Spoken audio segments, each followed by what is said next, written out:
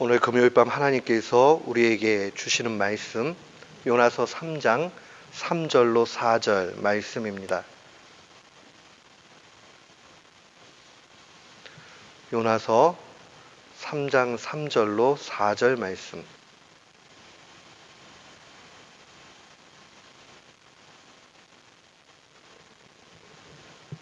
우리 3절 4절 말씀 같은 마음으로 봉독토록 합니다. 요나가 여호와의 말씀대로 일어나서 느느웨로 가니라. 느느웨는 극히 큰 성읍이므로 3일 길이라. 요나가 그 성에 들어가며 곧 하룻길을 행하며 외쳐 가로되 40일이 지나면 느느웨가 무너지리라 하였더니. 아멘. 저는 오늘 본문 말씀을 통해서 사명자로 산다는 것은 무엇인가 라는 제목으로 주의 말씀을 선포하도록 하겠습니다. 미국에 한 청년이 있었습니다. 이 청년은 믿음이 참 좋았습니다. 마음에 불과 같은 선교의 열정이 타올랐습니다. 그래서 저 오지 아프리카로 가서 복음을 전해야 되겠다 결단을 합니다. 그리고 선교사가 되기 위해서 모든 훈련을 마치고 이제 아프리카로 떠나려고 마지막 수속을 하는 중이었습니다. 근데 문제가 터졌습니다. 함께 선교사로 자원해서 가는 아내에게 문제가 생긴 겁니다. 건강검진을 했더니 이 분이 도저히 아프리카 기후에는 맞지 않는 그러한 특수 체질이었습니다. 그래서 그는 아내를 두고 갈 수가 없기 때문에 선교 가는 것을 포기할 수밖에 없었습니다. 마음속에 한편으로는 낙심이 생겼습니다. 여기껏까지 정말 열심을 다해가지고 그렇게 훈련받고 복음의 열정을 태우기 위해서 자신의 인생을 드리기 위해서 그렇게 결단하고 갔는데 마지막 순간에 하나님께서 거절하신 겁니다. 헌신을 다짐하고 준비하고 갔는데 마지막 결론이 거절. 참 마음에 여러 생각이 들었을 겁니다. 이 청년이 다시 거절하신 하나님을 묵상하기 시작합니다. 어떻게 하는 게 하나님의 뜻대로 사는 것일까? 그의 아버지는 덴티스트였습니다. 치과 의사로서 열심히 사는 사람이었는데 이 아버지가 한편으로는 부업으로 이 성찬용 그 포도즙을 만드는 일을 했습니다. 그런 기도 가운데 아버지의 저 부업을 내가 전업으로 여겨서 그렇게 해야 되겠다는 생각이 들었습니다. 그리고 그는 성찬용 그러한 포도즙을 만드는 일을 열심히 하게 됩니다.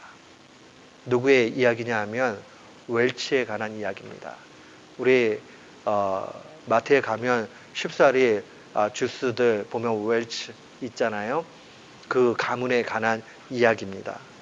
그런 선교 열정 가운데 뜨겁게 아프리카 가기로 했지만 하나님이 막으시고 그 거절 가운데 다시 한번 하나님 앞에 기도하면서 평생을 그러면 하나님 앞에 물질로 어떻게 드리며 살 것인가 하는 것을 고심하다가 그 아버지의 부업을 전업 삼아 그렇게 살게 됐습니다.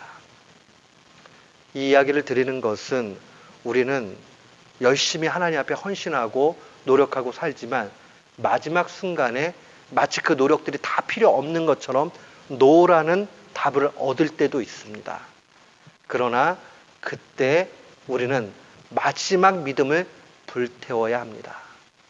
거절하시는 하나님, 그 거절하시는 하나님 속에 담겨 있는 하나님의 뜻은 무엇일까?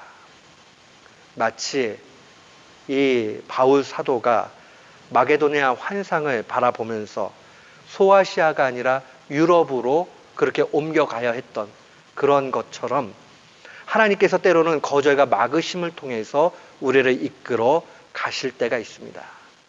우리는 하나님 앞에 거절당하거나 뭔가 막히게 되면 내 사명이 다 끝난 것처럼 여길 때가 많이 있습니다. 꼭 선교의 일뿐만이 아니에요. 우리의 일 자체가 그래요. 우리가 열심히 비즈니스를 했는데 비즈니스가 막혀져 버렸어요. 하나님이 날 버렸나 봐. 또 우리가 우리 나름대로 자녀를 잘 교육시키려고 노력을 했는데 자녀가 삐뚤은 길로 갈 수 있겠지요. 그때에 우리는 내가 할 일들을 다 했건만 결국 이렇게 되는구나 라고 하면서 낙심하게 됩니다.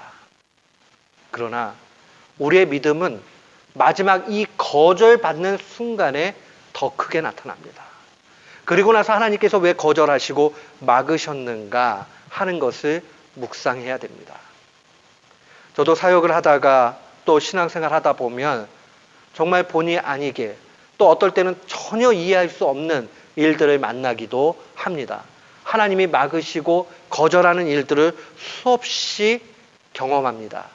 그때마다 묵상하는 말씀이 있습니다. 시편 147편 5절 말씀입니다. 우리 주는 광대하시며 능력이 많으시며 그 지혜가 무궁하시도다. 광대하다는 말은 정말 헤아릴 수 없을 만큼 너무나 넓고 크신 분을 의미하는 말이죠. 우리 주는 광대하시다. 내 머리로 다 이해가 안 가고 내가 헤아릴 수 없고 내가 납득할 수 없으나 그 하나님은 광대하시기 때문에 내게 거절도 주시고 고난도 주시고 어려움도 주신다는 사실입니다. 우리의 머리로 다 이해가 가는 것 아닙니다. 그러나 하나님은 선한 가운데 분명히 역사하십니다.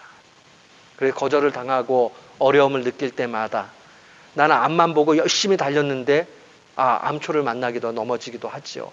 그때마다 시편 147편 5절을 묵상합니다. 우리 주는 광대하시며 헤아릴 수 없는 크신 분, 그 하나님을 우리는 봐야 합니다. 우리가 계속 요나서를 하나님의 말씀으로 받고 있습니다. 요나서를 통해서 우리가 받는 큰 위로는 요나가 하나님의 사람임에도 불구하고 또 하나님께서 요나를 하나님의 일꾼으로 택하셨음에도 불구하고 요나는 우리와 같이 그렇게 연약하고 믿음도 부족한 사람이었습니다. 연약하고 부족하고 심지어는 불순종한 요나에게 대해서도 다시 기회를 주시고 은혜를 내려주시는 그 하나님은 광대하신 분입니다. 우리는 분노할 때가 있죠. 하나님의 사람이 어떻게 저렇게 할 수 있어? 라고 생각을 합니다. 그런데 하나님은 그 가운데서도 하나님의 광대하심을 드러내십니다. 그렇게 연약하고 부족하고 한없이 쓸모없는 자도 하나님의 손에 붙들리게 되면 하나님이 온전히 사용한다는 사실입니다. 그런 의미에서 보면 모든 신자에게는 부르심, 컬링이 있고 또한 하나님께서 그 일들을 실행하도록 미션, 사명을 주십니다. 그러니 우리가 신자로 산다는 것은 사명자로 사는 것입니다. 우리 누구도 아무도 예외 없이 사명이 없는 자는 없습니다. 반드시 사명이 있습니다. 그렇기 때문에 사명을 감당하는 일이 필요합니다. 성경에 많은 하나님의 사람들을 바라보면 우리를 낙심시키기보다는 우리에게 위안을 줍니다. 왜냐하면 한결같이 좀 잘난 사람들은 아니었기 때문에 그러합니다. 평범한 사람, 못한 사람, 그 사람을 택하셔서 이끄시고 붙잡아 가신 하나님의 놀라우신 손을 보게 됩니다. 모세를 보세요. 모세는 히브리 민족을 너무 사랑한 나머지 살인을 저지른 그러한 흉악한 살인범이었습니다. 그 속에는 뼛속 깊이 민족주의자로서의 그 마음이 있었고 또한 동시에 폭력을 일삼는 그러한 폭력의 사람이었습니다. 그는 그의 고백대로 아주 유창하게 말을 할 줄 모르는 그런 사람이었습니다. 언어가 부족했던 그런 사람이었어요. 심지어는 하나님이 부르셨을 때에 그는 이렇게 이야기합니다. 모세가 이르되 오 주여 보낼 사람을 보내소서. 참 그 고백 한번 보세요. 하나님이 불러가지고 민족의 지도자로 삼아서 물론 그 민족의 지도자가 우리가 생각하는 것만큼 영광스러운 자리 당연히 아니에요. 그렇지만 하나님 앞에 앞서 나아가서 하는 이야기가 보낼 사람을 보내세요 라고 이야기합니다. 좀 시쳇말로 얘기하면 못난입니다. 이 못난이에 대해서도 하나님께서는 그 엄청난 하나님의 일꾼으로 세우십니다. 지금도 유대인들 만나보세요. 유대인들에게 가장 하나님의 사람으로 존경하는 사람이 누구냐라고 얘기하면 그들은 정말 그 지체함 없이 대부분이 모세를 꼽습니다. 모세는 대단한 사람입니다. 그런데 실상 성경이 우리에게 보여주는 모세는 우리와 똑같은 사람입니다. 다만 하나의 차이가 있다면 그는 끝까지 믿음으로 나아갔고 하나님의 손에서 떠나지 않았다는 데 있습니다. 바울 사도도 그러하지요. 바울이 내세울 거 많이 있기는 했어요. 그런데 교회의 역사의 상황들로 바라보면 우리의 신앙의 관점에서 보면 그는 핍박자였습니다. 그래서 스데반 집사님이 순교 현장에 있을 때 가장 앞서서 죽이도록 그렇게 한 사람이 바로 바울 사도였습니다. 그가 복음을 전한다고요? 말이 안 되죠. 어제까지 나쁜 사람이었는데요. 근데 하루아침에 바뀌어졌다고, 그가 복음을 전하겠다고 그렇게 얘기했을 때에 초대교회에 무슨 영향력을 끼칠 수 있겠습니까? 그러나 그럼에도 불구하고 하나님은 그 연약하고 부족하고 한없이 미천하게 손가락질 받을 수 있는 바울을 통해서 하나님의 역사를 보이십니다. 하나님에게 있어서 과거의 실패 또한 과거의 그 흠집같이 보여지는 것, 이런 것은 큰 문제가 되지 않습니다. 아마 오늘날에 사람을 세우려고 그러면 장관을 세울 때 인사청문회들을 하잖아요. 아마 다 낙방했을 거예요. 과거를 다 들춰봤을 때에 모세나 바울이나 다 합격을 받을 수 없는 엄청난 일들을 저지른 흉악한 사람들입니다. 그러나 하나님은 그 가운데서도 그들의 믿음 가운데 오게 됐을 때에 연약한 자도 쓰셨다는 사실입니다. 제가 드리고 싶은 얘기는 그 흉악한 일들 자행해도 된다라는 뜻이 아닙니다. 그들이 분명히 그 자신의 연약함과 부족함에 대해서 애쓰고 힘쓰고 회개하고 하나님 앞에 해결 보고자 정말 몸부림을 쳤다는 사실을 우리는 말씀 가운데서 충분히 보게 됩니다. 다만 하나님의 눈과 손은 우리의 연약함에도 불구하고 그의 광대하심을 드러내신다는 겁니다. 거절당하고 힘들고 넘어질 때마다 묵상하세요. 하나님은 광대하시다. 얼마나 좋아요. 이뿐만이 아니에요. 교회의 역사에 있어서 가장 영적인 혼란기, 그리고 가장 힘들었던 시기는 사사 시대였습니다. 이 사사 시대에 하나님의 일꾼들이 세워지죠. 그 일꾼들 가운데서는 드보라도 나옵니다. 드보라는 여자였습니다. 유대 공동체 안에서 여자가 이 지도자로 쓴다는 것은 거의 불가능한 일입니다. 그럼에도 불구하고 하나님은 드보라를 하나님의 일꾼으로 세웁니다. 출생부터 될 수 없는 그런 가운데서도 하나님은 은혜를 베푸십니다. 그러니 세상 사람들이 아유 난 팔자가 그래 라고 하는 것은 그리스도인들에게는 전혀 해당되지 않는 말씀입니다. 어려우면 어려운 대로, 힘들면 힘든 대로 그 가운데 하나님의 뜻과 은혜가 있다는 사실을 기억해야 됩니다. 사사 가운데는 왼손잡이 에웃 나옵니다. 에웃은 왼손잡이다. 이 왼손잡이라는 뜻은 장애를 가지고 있었다는 그러한 의미입니다. 육체적인 장애를 가지고 있었지만 하나님께서 이 에웃을 통해서 영광을 드러내십니다. 하나님은 이 혼란한 시절에 하나님의 일꾼들을 세우시고 이끌어 가십니다. 그래서 저는 고린도 전서 1장 27절부터 29절 말씀을 너무 사랑합니다. 하나님께서 세상에 미련한 것들을 택하사 지혜 있는 자들을 부끄럽게 하려 하시고 세상에 약한 것들을 택하사 강한 것들을 부끄럽게 하려 하시며 하나님께서 세상에 천한 것들과 멸시받는 것들과 없는 것들을 택하사 있는 것들을 폐하려 하시나니 이는 아무 육체도 하나님 앞에서 자랑하지 못하게 하려 하십니다. 라고 증거합니다. 우리는 어떻습니까? 우리는 밀어낼 수 있어요. 또 우리는 부끄러울 수 있습니다. 또한 우리는 약할 수 있어요. 또한 아무것도 아닌 천한 상황일 수 있습니다. 멸시받는 그러한 상황일 수 있습니다. 그러나 그것이 하나님 안에서 아무런 문제가 되지 않습니다. 나는 너무 부족해. 나는 안 될 것 같아.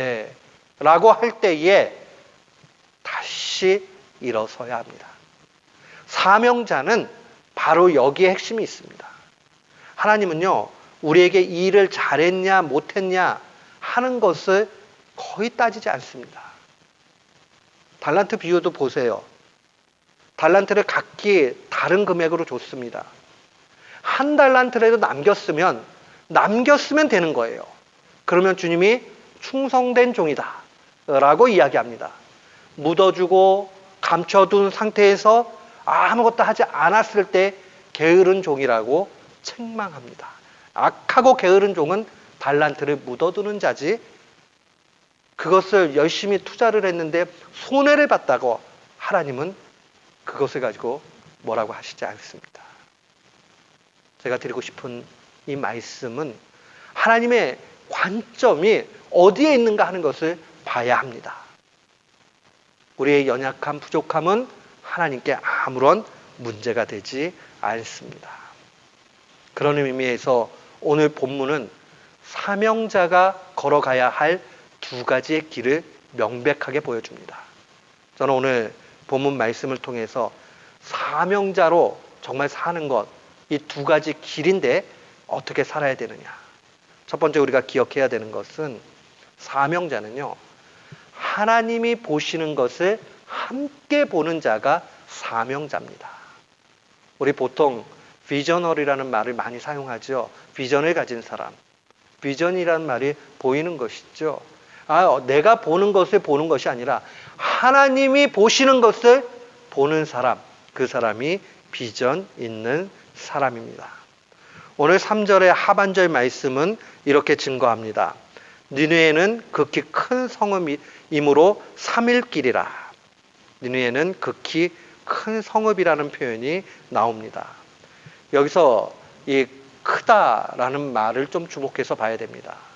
크다라는 말이 히브리 사람들은 가돌이라는 말로 사용을 하는데, 이 가돌이라는 말은 두 가지 의미를 가져요. 하나는 엄청나게 규모가 크고, 그러니까 눈으로 봤을 때 엄청나게 큰 그런 의미를 가지고 있고요. 또 한편으로는요, 매우 가치 있고 중요하다라는 그러한 의미를 가지고 있습니다. 영어 성경은 이것을 great로 그렇게 번역을 합니다.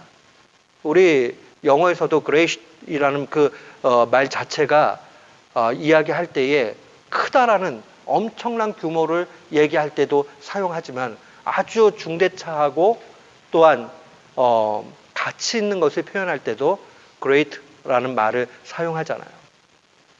동일하죠. 즉 하나님의 눈에는 니느웨 성이라는 이방 사람들이 모여 있는, 죄악 덩이가 모여 있는 그것을 바라보는 것이 아니라, 그럼에도 불구하고 그 성읍이 얼마나 귀한지 그 가치에 대해서 하나님은 바라보고 있는 겁니다. 물고기 뱃속에 들어가기 전에 요나는 그 하나님의 시선을, 그 시각을 보지 못했습니다.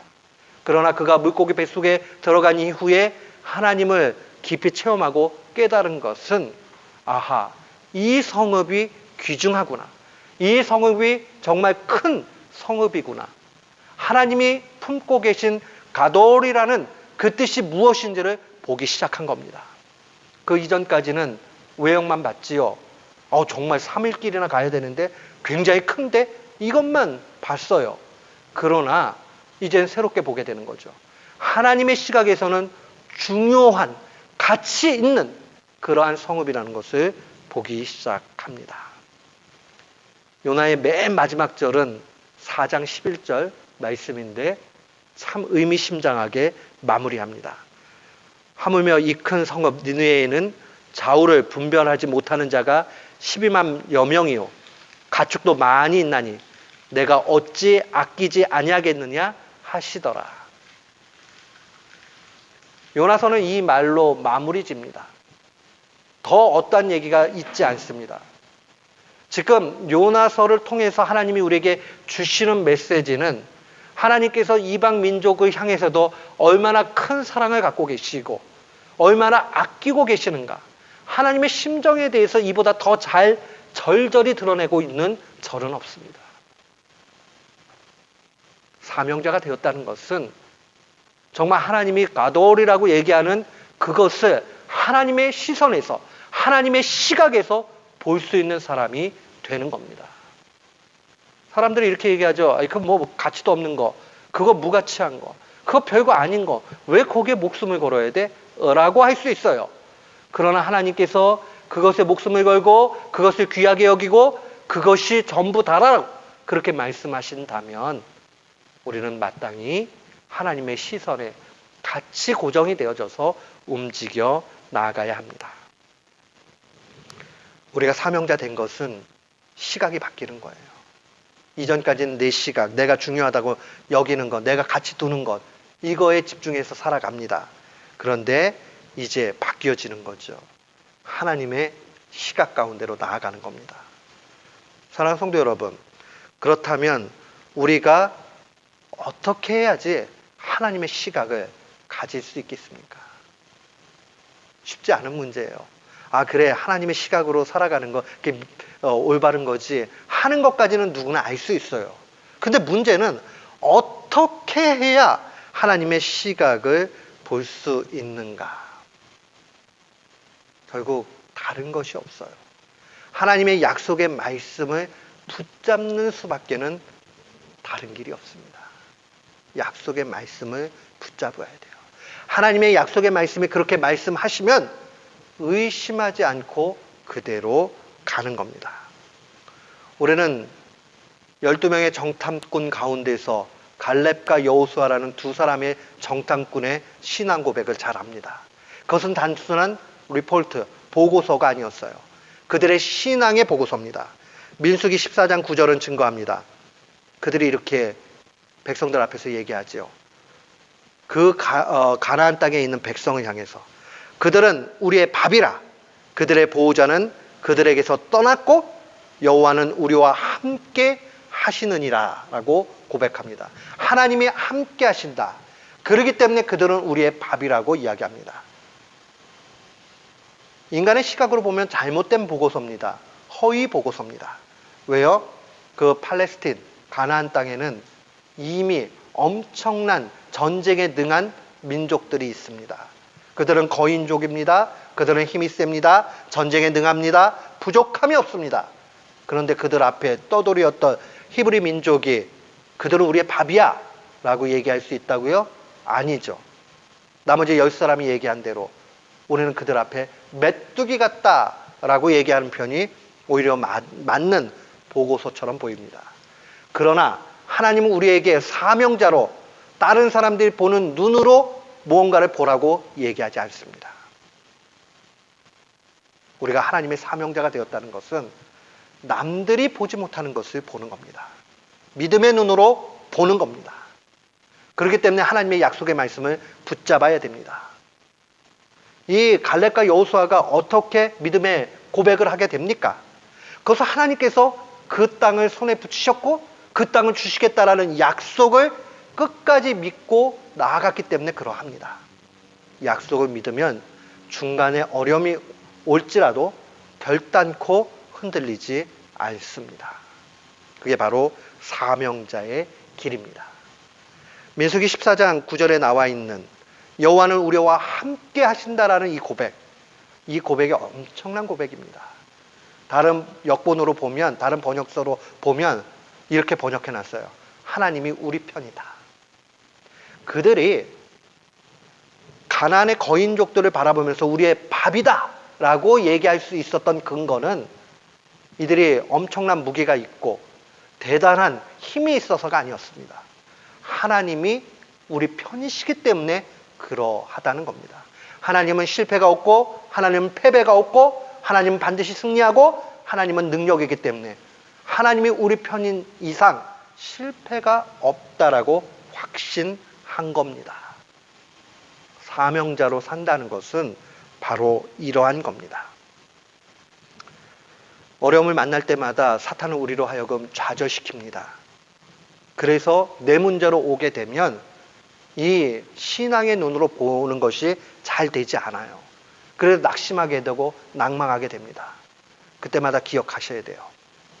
신앙적인 긍정주의.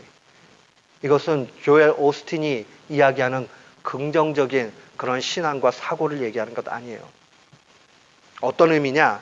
신앙적인 긍정주의라는 것은 아무리 어려움이 오고 힘든 것이 와도 하나님은 선하시고 하나님은 나를 위하신다라는 신앙 고백입니다. 그러니까 어려움 분명히 많이 있어요. 살다 보면. 그러나 이 어려움보다 우리의 믿음이 더 크면 이기게 됩니다. 그게 신앙적인 긍정주의예요. 하나님이 내게 필요하니까 이 어려움도 주시는 겁니다. 그 어려움 주시는 하나님을 바라보면서 아하, 나를 위하신다라고 고백할 수 있다면 그분은 신앙인으로 사명자로 온전히 사는 겁니다. 오늘 이 밤에 결단 내리세요. 내 앞에 있는 정말 걸림돌들이 무엇이 있는가? 나를 옥죄고 힘들게 만드는 일들이 무엇인가? 나중에 지나고 보면요. 그것 때문에 내 자신이 성장되어져 있고 그 아픔 때문에 내가 성숙되어 있다는 사실을 분명히 보게 됩니다. 사랑하는 성도 여러분, 이 사실을 기억하는 우리 교우들 되시기를 축원합니다. 아멘. 또한 우리가 사명자로 산다는 것은 어떻게 사는 것입니까? 두 번째로 하나님의 요구에 대해서 충성을 다하는 것이 바로 사명자로 사는 겁니다. 충성을 다하는 것. 오늘 본문의 4절 말씀에 보면 요나가 그 성에 들어가며 곧 하룻길을 행하며 외쳐 가로되라는 말씀이 증거되어져 있습니다. 하룻길을 가면서 외쳤다. 하루 왼종일. 이 표현은 히브리적인 문학적 표현입니다. 최선을 다하는 모습이죠. 하루 24시간을 그 사명에 맞춰서 충성을 다한 그의 성실함을 표현하는 말입니다. 그의 메시지는 무엇이죠? 그것은 바로 40일이 지나면 니느웨가 멸망한다라는 멸망의 메시지입니다. 사랑하는 성도 여러분, 이것을 쉬운 일이라고 생각하지 마십시오. 니느웨 성은 이방의 큰 성읍입니다. 수도입니다. 강대국의 수도입니다. 여기 가서 담대히 너네 40일 후에 망할 거야 라고 목숨 내놓고 얘기하는 것이 쉽지 않습니다. 그렇게 호락호락하게 생각할 수 있는 문제가 아닙니다. 그럼에도 불구하고 하나님이 명령하셨기 때문에 하나님의 말씀을 의지해서 요나는 그대로 순종합니다. 그가 충성을 다할 수 있었던 것은 그가 가지고 있던 편견, 하나님은 이방인들은 다 멸망시키셔 라고 생각하는 이 편견을 버렸기 때문에 그러합니다. 물론 우리가 요나서 전체를 보면 이 순간까지도 완전히 버렸느냐라고 얘기할 때 완전히 버렸다라고는 생각하기 어렵습니다. 그러나 그럼에도 불구하고 그가 하나님 앞에 순종해서 하룻길을 다 가서 열심히 그 사명을 감당한 것 보게 됩니다. 신자의 삶이라는 것은 바로 이렇습니다. 사명자의 길이라는 것은 바로 이와 같습니다. 나의 뜻을 버리고 하나님의 뜻을 드러내는 것입니다. 그게 바로 충성이에요. 내 뜻, 내 고집, 내 방식 이거 보이는 것이 아니라 하나님이 이것을 원하시기 때문에 그대로 하는 것입니다. 사람들은 눈에 반짝반짝 거리는 것에 현혹되기 일쑤입니다.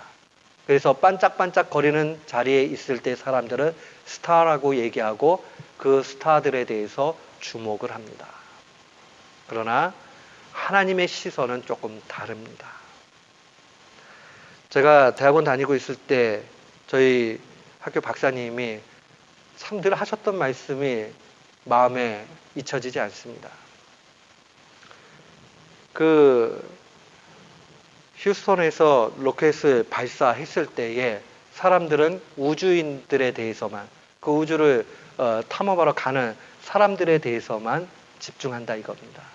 그러나 수많은 사람들이 그 로켓을 쏴서 올리기 위해서 보이지 않는 곳에서 이름 없이 빛도 없이 열심히 일하는데 결국은 동일하다는 것이죠. 사람들, 세상이 알아주는 것은 우주인들만 알아줘요. 그러나 하나님이 알아주시는 것은 동일하게 여기신다는 겁니다. 정말 우리가 사명자로 산다는 것은 하나님의 시선 앞에서 최선을 다해서 살아가는 겁니다. 바울사도는 고린도전서 4장 1절 2절에 이런 말씀을 증거했습니다. 사람이 마땅히 우리를 그리스도의 일꾼이요 하나님의 비밀을 맡은 자로 여길지어다. 그리고 맡은 자들에게 구할 것은 충성이다. 맡은 자들이 구할 것은 충성이다. 우리 이것을 잘못 해석하면 우리 동양적인 사고로 해석을 합니다.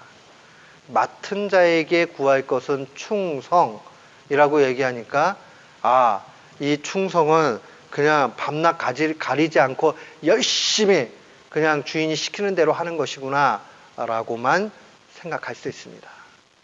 충성의 요소에는 그런 부분이 없지 않아 있지만 원래 본문이 얘기하고 있는 이 충성이라는 말은 다른 의미로 사용이 됩니다. 우리 성경에 쓰여진 언어로 피스토스라는 말이 있습니다. 피스토스라는 말은 믿음이라는 말입니다. 맡기운 자에게 구할 것은 피스토스를 구해야 됩니다. 그게 바로 충성입니다. 그러니까 충성이라는 말은 믿음과 별개의 문제가 아니라는 겁니다. 그렇기 때문에 믿음의 눈으로 보고 믿음으로 행할 수 있기를 간절히 구하는 겁니다. 내가 그냥 미련하게 밤낮 그냥 일만 하고 한다라는 그런 개념을 뛰어넘는 개념입니다. 하나님의 시각 속에서 그렇게 머무를 뿐만 아니라 하나님이 요구하시는 것에 따라서 사명자가 구할 것입니다. 사명자가 구해야 되는 충성, 그것은 끝까지 믿음을 지키는 것입니다. 어떤 믿음입니까? 그것은 바로 하나님이 약속하신 바를 그대로 믿고 나아가는 겁니다. 그래서 지사충성이라는 말을 많이 사용합니다. 옛날 한국에 성경신학의 그 기초를 놔주셨던 박윤선 박사님이라는 분이 계십니다.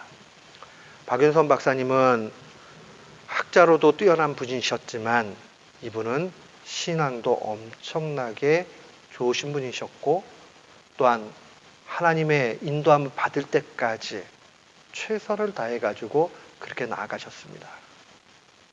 저는 이분한테 배울 기회가 없었습니다. 그러나 배우신 분들의 말씀을 들으면 이루 말할 수 없는 감동이 있습니다. 이분이 결국 강단에서 말씀을 가르치시다가 그 다음에 하나님의 부름을 받으셨는데 그 이전에 잠깐 편찮으실 때마다 병원에 입원하면 의사들이 놀랐다고 합니다. 왜 놀라셨느냐? 너무 열심히 연구하고 공부하고 하셔서 간이 얼마 남지가 않고 다 쪼그라들었대요.